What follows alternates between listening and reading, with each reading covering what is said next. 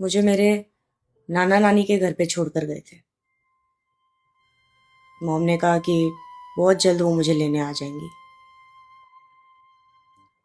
Dad का export business fail हो गया था शायद, तो बेटर बिजनेस अपॉर्चुनिटीज़ के लिए डैड मिडिल ईस्ट, अफ्रीका, पता नहीं कहाँ कहाँ गए। मॉम भी उनके साथ ही थी।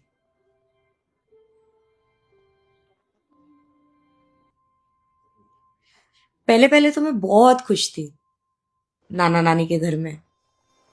No, big old house in Vasco. मुझे याद है मैं हर हफ्ते मॉम डैड को लेटर लिखती थी। ठीक से लिखना भी नहीं आता था मुझे। मैं पिक्चर्स बनाती थी, उन्हें पेंट करती थी, बहुत बड़े बड़े वर्ड्स लिखने की कोशिश करती थी। पर एंड में हमेशा एक ही सवाल पूछती थी कि अब वापस कब आ रहे हैं। 6 साल की थी। पैपी का हाथ पकड़कर पोस्ट बॉक्स तक जाती थी, लेटर पोस्ट करती थी, फिर वेट करती थी कि अब मेरे लिए लेटर आएगा, मेरे इस सवाल का जवाब आएगा।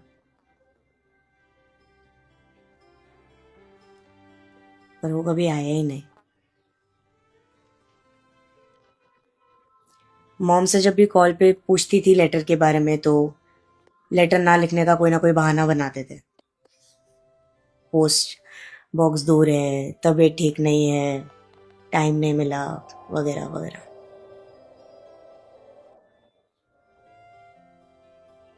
पर मैंने लेटर लिखना नहीं छोड़ा। पैपी मेरा हाथ पकड़कर पोस्ट बॉक्स तक जाते रहे और हमेशा कहते थे कि एक दिन मेरा लेटर का जवाब जरूर आएगा।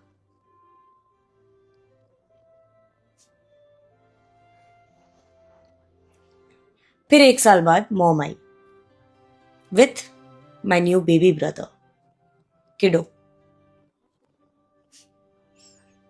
आई वॉज जेलस, क्योंकि वो मॉम के साथ हर वक्त रह सकता था, मैं नहीं। मॉम ने कहा कि बस कुछ ही देर में उनसे और दूर हूं, जस्ट अ लिटिल लॉन्गर। तो मैं खुश थी। मुझे याद है मैंने मॉम से अपने लास्ट लेटर के बारे में पूछा था। उन्होंने कहा कि वो इतना सुंदर था कि उन्होंने उसे अपने फ्रिज पर चिपका दिया ताकि वो रोज उसे देख सके। Can't tell you, I was so happy. मैं भागकर अपने रूम में गई। मैं उसी वक्त उन्हें एक लेटर देना चाहती थी, उसी वक्त उनकी खुशी, उनका वो रिएक्शन देखना चाहती थी। तो मैंने पेंट्स, कलर्स, पता नहीं क्या क्या निकाले, made some drawings, put something together and भाग के उनको देने जा रही थी। मैं जैसे ही रूम पे पहुंची तो मैंने पैपी को उन्हें डांटते हुए सुना। वो मॉम से कह रहे थे कि वो मेरे लेटर्स का जवाब क्यों नहीं देती, मेरे सवालों का जवाब क्यों नहीं देती। और फिर माँ का आंसर सुना, I can't give her false hope. झूठी उम्मीद नहीं दे सकती। सच तो ये है कि हम उसे अपने साथ नहीं रख सकते। बहुत मुश्किल होता है दो दो बच्चों को संभालना, इधर उधर लेके ट्रैवल करना।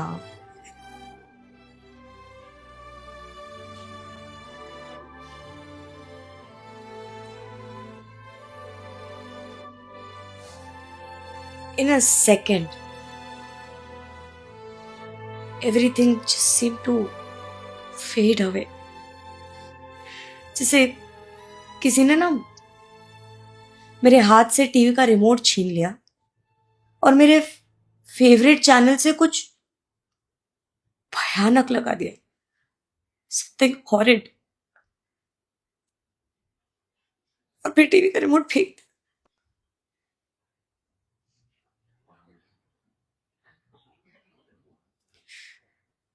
मैं भाग के अपने रूम में गई। मैंने वो लेटर फाड़ दिया।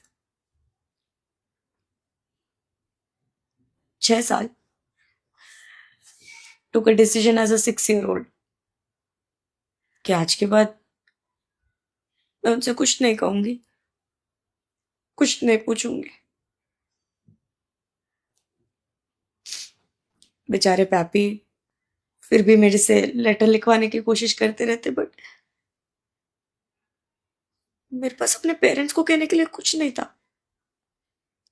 एक्चुअली किसी को भी कहने के लिए कुछ नहीं था।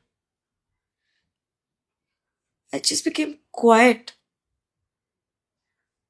shut down.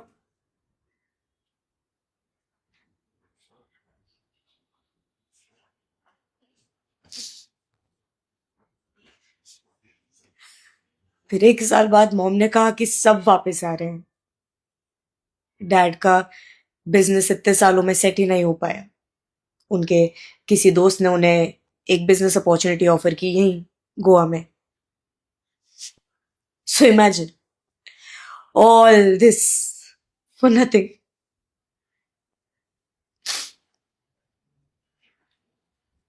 तो वो वापस आ गए, बट वो साल मेरे लिए सबसे स्ट्रेसफुल था, क्योंकि अब मैं उनके साथ रहना ही नहीं चाहती थी। नाना नानी के साथ रहना था मुझे, अब उनसे भी दूर कर देना चाहते थे। तो मैंने बहुत रोना धोना, बहुत ड्रामा किया, बहुत सताया सबको। ऊपर से सेकंड स्टैंडर्ड में फेल भी हो गई। And that not the fact कि मैं उनसे इतने साल दूर थी, not my 100 letters that made them take me away from my nana and I'm back with them. Fine.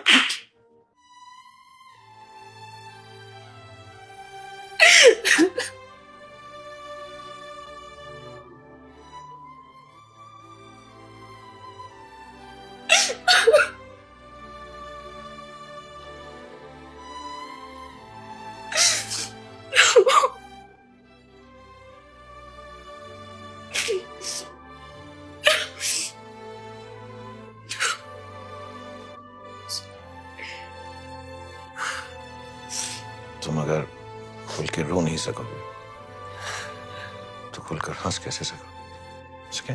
कहो।